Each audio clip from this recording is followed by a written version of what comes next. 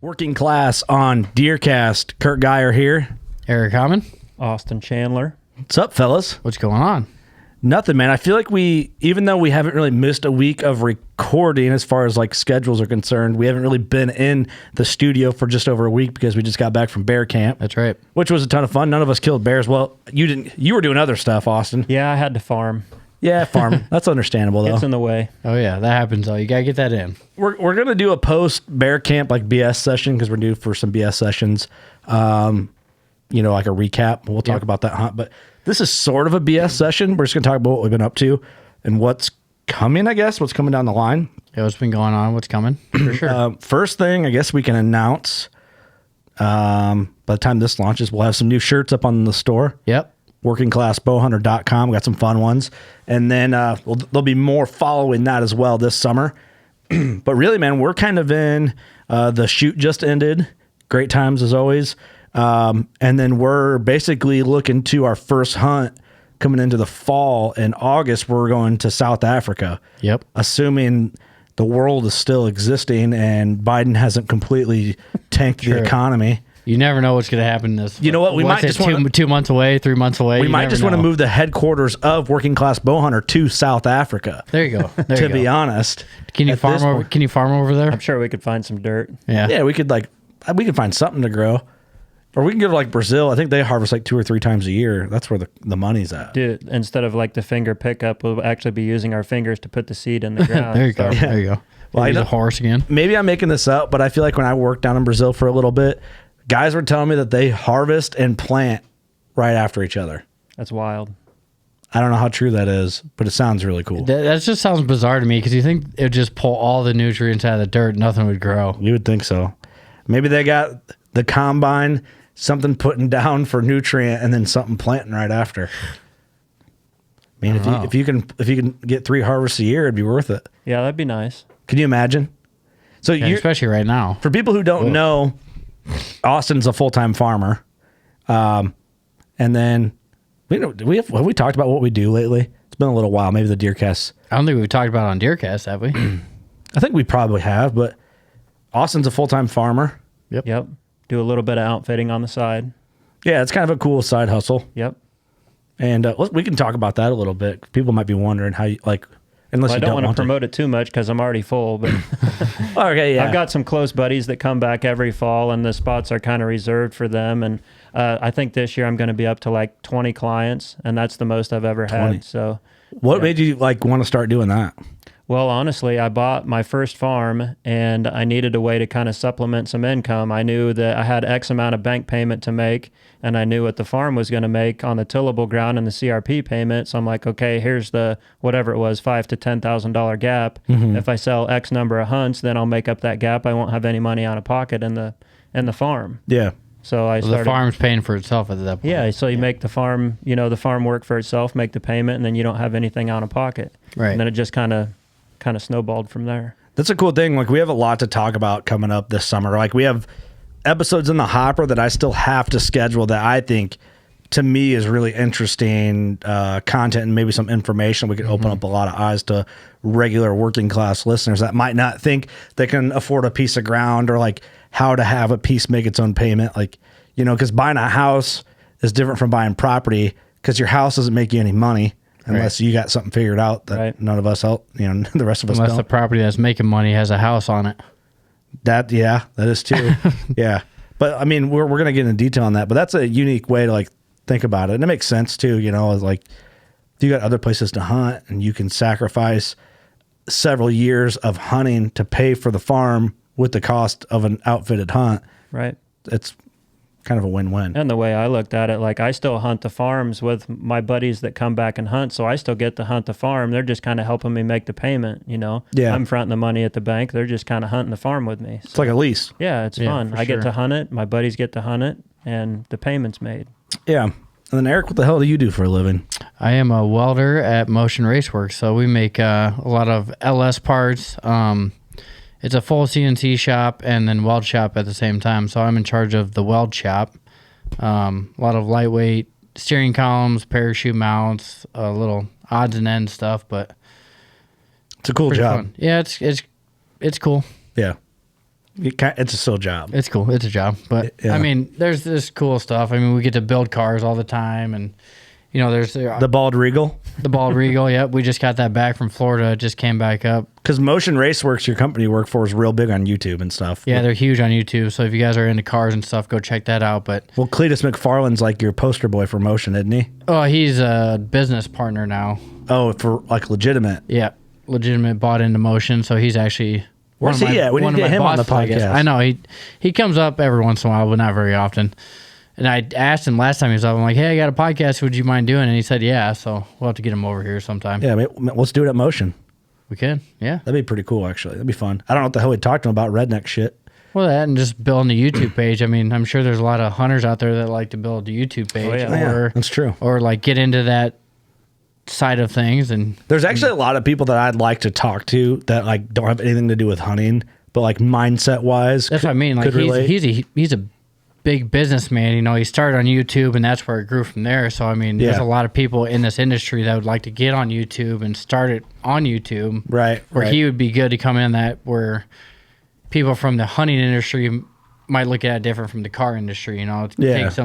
take some pieces from the car industry to the hunting industry. That would be that would actually be really fun. A really Yeah. fun conversation. Like one of my biggest. I'm not going to say who he is, but I have probably my number one hit lister for the podcast. It doesn't even. Well, he might hunt.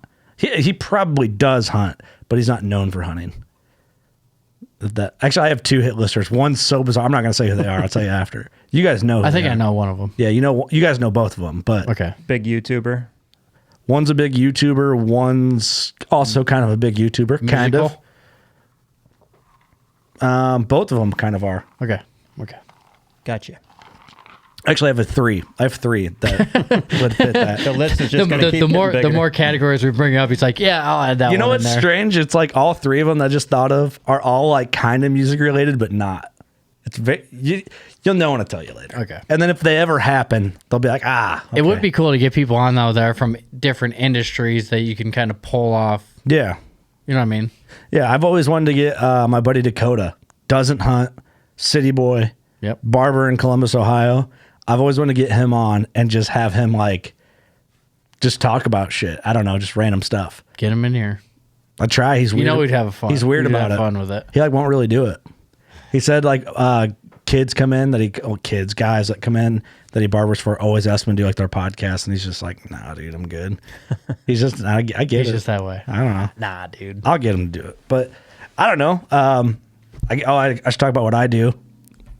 I work here, but at the podcast, but I worked at John Deere product development before, and then before that I worked for a quarry company, and then before that I worked on a farm. So that's my lineup of God, work. I didn't know we were going through the whole lineup from when you started working. Well, everyone on the internet's going to be like, you're not working class. You sit at a desk. It's like, yeah, okay, I do now. But It took a little work to get there. took a little work to get there. Anything can come true. I got to answer Doug real quick. He's confused on the Torx bit. Oh, Doug he sits at a desk. He's having a hard time figuring out what bit we need. Doug legitimately is just tell him to buy a kit. We'll pay him back. We're rearranging the studio and like rearranging deer heads and redoing our entertainment system and stuff like that. So everything has like T15 Torx bits or whatever the hell It's they some are. random weird size of the screws that they Usually it's a previously had in here. Usually it's a 20. T20 or Everybody's- T25 is kind yeah. of a standard, you know, but Or a 25. Yeah, that's what everybody's got. It's a 25. When you buy your Milwaukee set, it should be in there, and this one is not. it was in there at one time Oh, it probably. was, okay. But we probably we might have misplaced it at some point. It's probably in the basement. Could be. The studio. Could be. But No one wants to go down what else there. is new, boys? We got a busy summer. Like we're gonna really the training for we're going to Africa. Yep. I drew a Wyoming elk tag, so I'll be hunting out there in Wyoming. I'm gonna be. It sounds like I guess this is probably worthy of conversation here. We're just BSing all over the place. My buddy Trey, our buddy Trey, that I'm going hunting with, is like, hey man, we're gonna go where there's like a high density of grizzlies.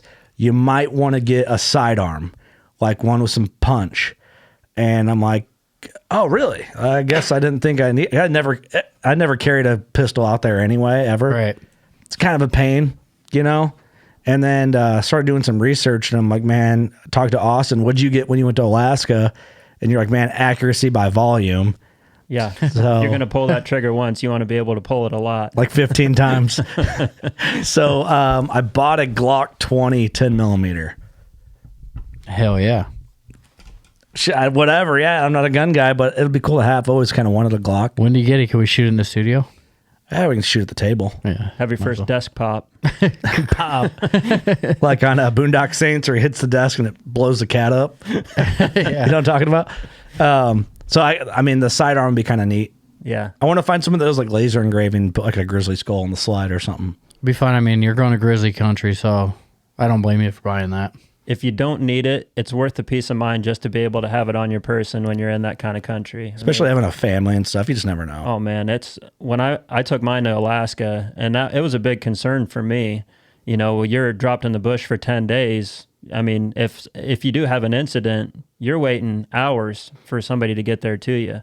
Yeah. So it was important to me to have a sidearm on me. But I'll show you that little chest holster that I had. I could reach right under my bino harness and pull it out right behind my binos. Did everybody have one? Did Ross and Cody have So sidearms? Ross brought his 45, but he never packed it with him because Cody and I always had ours on him. Now Cody had one that went like around his kind of his leg, but it'd get hung up on the brush quite a bit. There's a lot of brush up there in Alaska.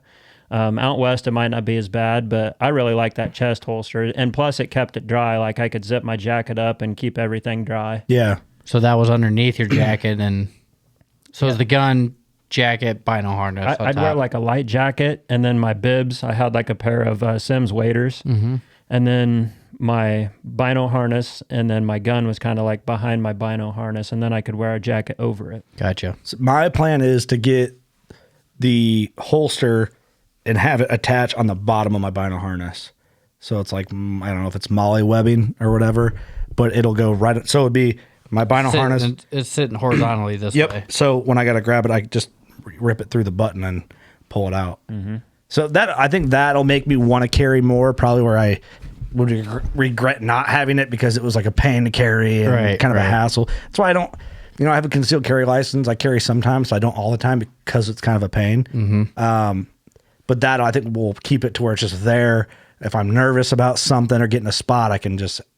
It's going to give you that comfortability that, okay, I have it here just in case. Plus, it'd feel kind of cool, Just walk around with But it. I'm going to keep one in the tube. Oh yeah, Because you just never know, man. You don't, especially going to grizzly country. A grizzly bear is a real life boogeyman. For sure. You know what I mean? Like around the Midwest. So did I tell you? So I was following Trey out on the bear hunt. Trey was in front of me, and he's a straight Western boy, hard to keep up with. We're going down this trail, and I had a headlamp, I didn't turn it on because it was like kind of gray lit out. So we're like walking down through this canyon, and I'm like trying to follow Trey without turning my light on just to not have it on. And then I see him kind of go around this bend, and then he's gone. And then I'm like, all right, where did he go? And I come over, and he jumped behind a tree. And then I walk out, and we're in potential grizzly country there, but not the density that I'm going to be. And I come around the corner, and he's like, rah. And like, even though like I saw him and processed him, I still jumped. Oh yeah, you still got scared. And I'm like, gah. I'm like, dude, I'm jumpy. Like I'm not jumpy here in the Midwest. Like, no, not a lot that can get you unless it's like another person. But it's totally different out there. Well, you're taking the Midwest boy out of his element and sticking him in foreign country, and then you add in the cougars and the wolves and the grizzly bears, black bears, grizzly bears. I mean, everything's out there to get you. Yeah. We got coyotes here. That's I said it. I'm jumpy, and Trey's like, yeah, me too. And I'm like, well, yeah, you probably have to be. He goes, you have to be jumpy. He goes, it better be jumpy than. I'm like, yeah, it would have been a little weird if I just walked by like an idiot, like didn't even react. didn't even phase it. You just kept going. Just perfect prey for anything that wanted to kill me. So that's kind of funny, but he got me on that one. But I don't know, man. That's just side conversation. I wanted the Glock 20 just because I don't know much about guns, but I thought like, 9mm for a sidearm, 10mm, it's a millimeter bigger, right? Like, what does that mean? It's I don't know. That's completely different. Metric system. I don't know that shit. There's no replacement for displacement. You've heard that one. That's true. Bigger's better. It's like significantly more powerful of a round. In what detail, I don't know.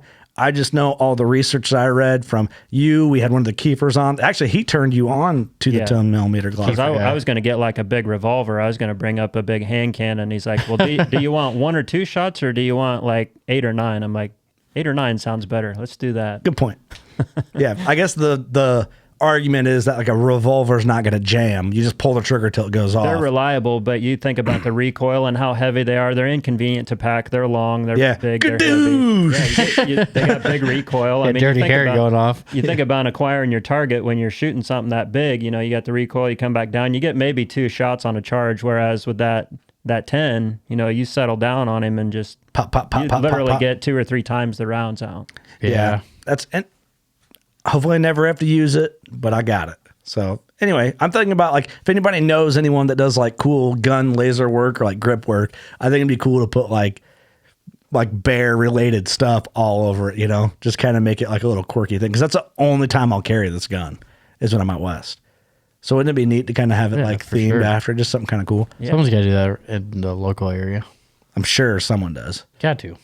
Be cool. Put the WCB logo on the slide. Grizzly skull on there. That'd be cool. I don't know how it look. Might look dumb, but I don't know, man. Be kind of fun. But that's like that's where my head's been a little lately. You know, I hate to say that I'm like looking past Africa, but I'm more looking forward to my elk hunt than I am Africa, to be honest with you. But Africa's going to be so rad. Africa is going to be an experience, man, and it's cool because our wives are going to get to go with us, so that's going to be cool. But Doug's my cuddle buddy for the trip. It was never a hunt that was on my radar, but now that we're doing it, I'm getting pretty amped up about it. I'm actually reading some books on it, and it's going to be a trip. What books are you reading? Teddy Roosevelt actually wrote a book about his African safari, and I'm just starting to get into that. So, what's that one book about that lion that kills that like tribe and stuff? Well, The Ghost in the Darkness. That's was what I'm a thinking movie, of. with But it was a book originally, right? I don't know. It might have been. Val Kilmer starred in the movie, and that's one of my favorite movies. Trey was talking about that in camp. He was, yep. I thought it was a tiger. What did you say? A lion. It was a tiger. It was a tiger? I don't know. Whatever Trey was talking about was a tiger. Yeah. I don't remember what movie it was, but that was like his favorite movie. Because we got in that conversation of like, how come, like, if they let a tiger go and like the Wyoming wilderness and the mountains out there, like, it could thrive probably. Oh, for sure. They live in Siberia. They live in Siberia. Why couldn't they live in Wyoming? How horrifying would that be? No one would hunt. Yeah, let's not introduce those. That's an invasive species in Wyoming. The Bengal tiger in Wyoming. Oh no, that's awesome. What were we talking about? Africa. What's on your list? Well, for whatever reason, I've always wanted a warthog. I want a big old nasty warthog with big tusk, and I want to get him mounted. Mm-hmm. So I want one of those. I think Impala are cool, so I would get an Impala mounted. Classic. And the kudu is the big one. Kudu's like the elk over there, I think. Yep. I think everybody in our group wants a kudu. Yep. I think so too. It just seems like the thing to. It's the most appealing looking. It's big like an elk. Beautiful cape, big animal, massive curling antlers. I mean, yeah, they're cool. And then Gemsbuck's my second, or Oryx, or there's different types. Yeah. Yeah. Is that on your list also, Eric? Yep. Yours too? I'm going to take whatever specimen comes in front of me. If it's like a very good representative of the species, I'll probably be open to shooting it. But how many animals do you think you want to shoot? I guess it depends on what animals I start with. I'm going to be open here. I don't want to shoot 7 of them and have to get them all Oh, mounted. you do? So you want to shoot 7? No, I don't. I'd rather shoot like 3 good representatives of the species and be good. But if I have an absolute specimen come in and I've already killed 3, then it's not going to be out of the question. I hear you. I like that style.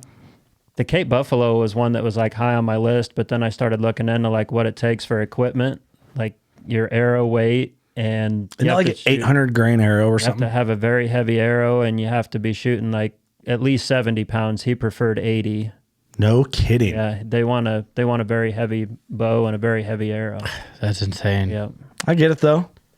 I mean, you want to be equipped. Yeah. It's a massive animal. I don't know what they weigh. 3,000 pounds? Heavy. I don't know. 2,500 pounds? Let's look it up. All I know is they're wide mean. load. They're mean. Let's see here. The average Cape Buffalo weighs anywhere from 425 kilograms to 875, 935 pounds to 1,900 pounds. That's a big boy. Wow. They live like in a majority of Africa, actually. They live 11 to 22 years old. That thing's insane. Nah, I'm good. I'd like to shoot one, but it's not on my list. Like, I think it better be over watering hole just staying in there, though. because I think you can do watering hole or spot and stock The where spot we're and going. stock with archery equipment would be crazy. It'd be like the ultimate. It's probably one of the most dangerous animals you can hunt with a bow, isn't it? I believe that it is, yeah. They're just pissed all the time. Is that just how they operate? They just don't tolerate guess. humans. Which, hell, you I can't mean, when you blame get a They just remind me of like a mad cow. Like we've had cattle, and it just reminds me of a pissed off cow the whole time. Like their intention is to just hurt you the whole time. Yeah, African buffalo, the Black Death, which we've all heard that phrase for them. But yeah, I mean, that's what they look like. They're a big bull that wants like to a hurt solid piece of concrete over their brain so they can just ram anything with it. you. Does anybody have Cape buffalo in captivity, like in the U.S., you think? Oh, I'm sure. Go to Ohio at the auction. Mount Hope auction. I don't know. I would love to do. How much was it for a Cape buffalo? The first camp we were going to go to was a little bit cheaper because I think the quality of animals better at the second camp. I think at the second camp they were around 10. What's this other one? 1,600 or something? 1,200 or 12,000? I mean, No, yeah, I think it was 10 or 11 on the second one and like 8 on the first one. it's expensive, man. That's a lot of money. And when I started looking at that, I'm like, well, I could almost go back up to Alaska and do a moose trip again for that. So it's Yeah. like, would I rather have a Cape buffalo or, go up and do like a grizzly hunt or a brown bear hunt? I mean, I got a lot of other things. Grizzly's a lot cooler than a Cape buffalo. Well, eventually someday I'll probably do it, but right now I've got other things I'd rather check off the list. Yeah. Other things on your priority list. Yep. I'll tell you, like if I ever go back to Africa, I want to wear full blown Steve Irwin, Just like the pewter shirt, pewter. but like short shorts. pewter. We haven't went yet. What are you waiting on? No, I can't No the first time. I can't show up like I'm a native. I need to come back if I go back to kill like a Cape buffalo or something, or like a leopard. I want to show up straight south, look like straight like a South African guy. Just I don't know why you're waiting. I'd be doing it this trip. Yeah, I don't bandana. I got to feel out the around your neck. vibe first. I don't know how many like. Dude, my legs are fairly tattooed, man. If I show up and everyone's like, "Who's this gangbanger?" They'll know you're not from there because your legs are too white. They're not tan. Yeah, oh man, to just be blistered up. I want to feel out the vibe first before I show up too aggressive, You know what I mean? Still be funny though. If we do a post-African podcast, if we all survive and make it back, we need to go get those outfits and Just sit here in 'em? and theme out the post-African hunt, and we'll all wear that shit all Goofy buttoned hat down. on. Yeah, just Hey, we can do that for sure. just purely just appropriating their culture somehow. Just piss them off. Yeah, but I don't know. I'm looking forward to it, man. I think it's going to be a good time. Yeah, for sure. I mean, I just don't know what to expect yet until we get there. I'm kind of scared of like landing in was it Johannesburg, Johannesburg, whatever. Yeah, we go from Chicago to Qatar. I'm more sketched out about Qatar than I am, I think. Everyone was telling us that right now Johannesburg or whatever how it's pronounced is pretty rough right now. Yep. So we're gonna have to A little rowdy. look dangerous. Yep. Well, Keep good thing everything we've got close, Jacob is what with they us. said. Yeah, we got Jacob with us. Jacob Jacob Johnson, yeah. He looks like a true. I mean, he is an American hero. Legitimately, he is an Yeah, American He doesn't hero. care. for sure. I was worried about the 22-hour flight going over there. He's like, dude, when I went to Afghanistan, I had duct tape on the wing the whole time. We're going to be fine.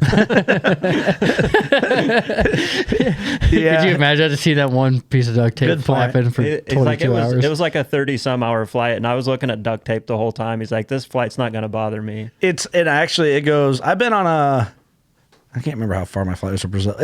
It sucks, but it's not like that bad because you're like in the experience of it, like you're like excited about the trip. Right. Like me, I was going to Brazil for work and I got there and had another 2-hour flight and then had an 8-hour drive to get to where I was at. I get to the hotel in South Brazil and I was pulling on Eric that one time at the bar. You're like, I want to go home. I wanna go home. I did that right when I got in the hotel in Brazil.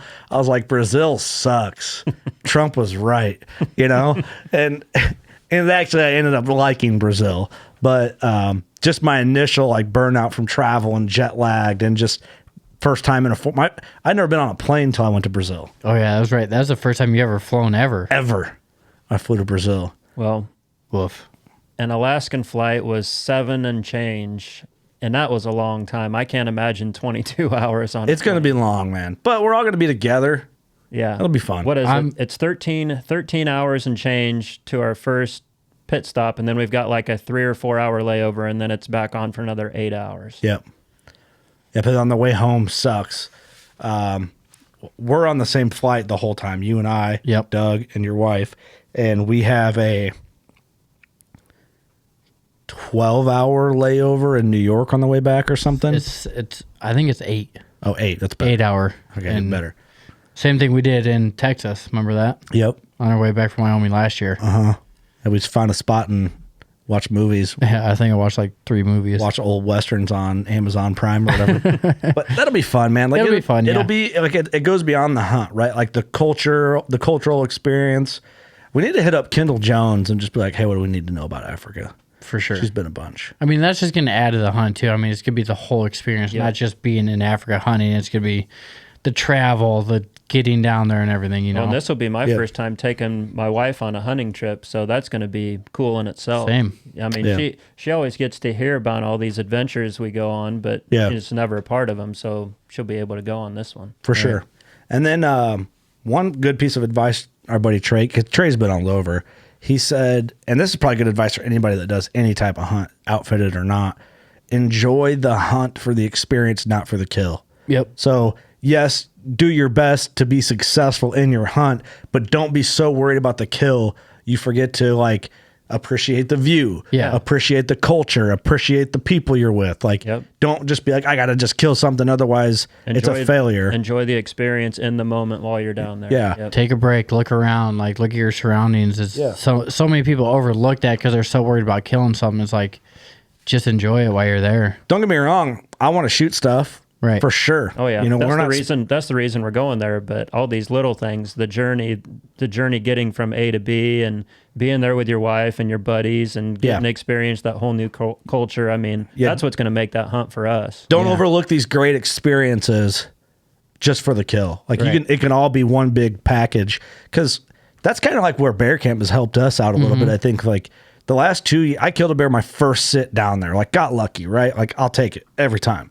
But what I'm thankful for that, because I've been able to just kind of enjoy the camp with people. Right. And like not be concerned about having to kill a bear and just having fun. Like the first night everybody hunted and I just kind of just hung out. I was waiting for Trey. We're going to go out and do some like coyote hunting and stuff and maybe try and predator call on a bear, see what happened.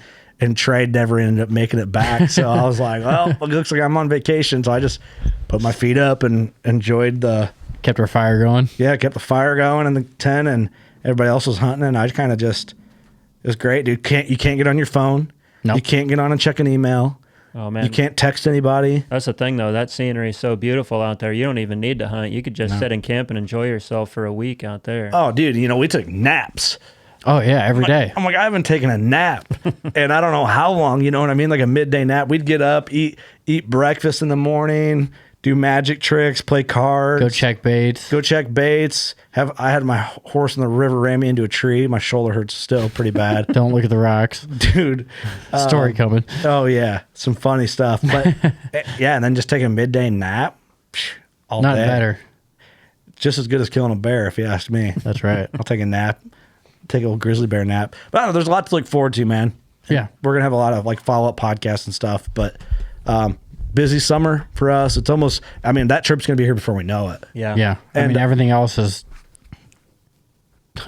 slid right underneath us.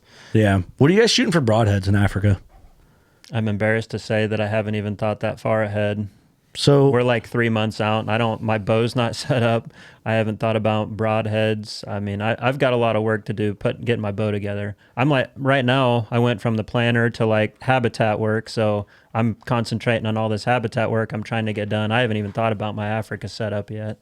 I'm going to do 125 grain fixed blade, I think. Probably pretty good. Because I'm going to take that straight from, I think you could do good with the new hybrid head from Slick Trick, but Assailant. Yeah, that head is nasty, dude. Right. But I think going from Africa straight to elk, I think I'm going to shoot a Viper trick, 125 grain Viper trick. That's my gameplay. Get some weight out there. Can't go wrong with that. Yeah, 75 grain like outserts or whatever, Yep. That's a lot of weight. Yeah, I've shot that for 2-3 years. 200 grains up front. Yep. Yeah, should be good. Let's get a hold of Mr. Nate Watts from Victory and pick his brain. But last time I talked about ATA, he's like, just shoot your rip TKOs and add this. You're good. He likes them rip TKOs. I'm in love with them. Yep. Oh, I shot him whitetail hunting for years. I love them too. Yeah. It's gonna be good, boys. Can't go wrong. Well, anything we should add? It's kind of a quick little BS. Quick little BS session. Yeah. We've got some more podcasts on the way, some fun stuff down the line. Gonna have a busy schedule. Might have a couple double podcast weeks coming. But yeah, look for new merch on our store. Yeah, we're gonna start cranking up some live podcasts and more exclusive podcasts on our Patreon between now and Africa is the goal. And then there'll probably be a delay with that between Africa and my elk hunt, but after that it'll get cranked back up until whitetail season. It'll put us right in the season pretty much. Yeah. If you think about it. Yeah, it's gonna go fast, man. It's going to be here before we know it. We're leaving the last day of July. I mean, we're in June right now, so we're running out of next time. month. Yeah, we get back in August, and then Freaking September, scary. and then October is deer season. Yep. Scary. Oof. Well, it's gonna be fun, boys. Hey, time flies when you're having fun, right? Oh yeah. Thanks, everyone. This is kind of a short, fun, lighthearted episode. Appreciate you guys all for listening and watching on DeerCast. Thanks for supporting us there. We couldn't do this if it wasn't for you guys listening and commenting and liking and giving us a great feedback. So a lot coming down the line and a lot of good guests on the way. If there's someone you want to hear on this DeerCast series, let us know. We try to keep availability more open on this series than normal. So send the recommendations, throw them in the comments on DeerCast, and we will do our best to make it happen for you. That's right. Thanks, everyone. Go shoot a giant. We love you.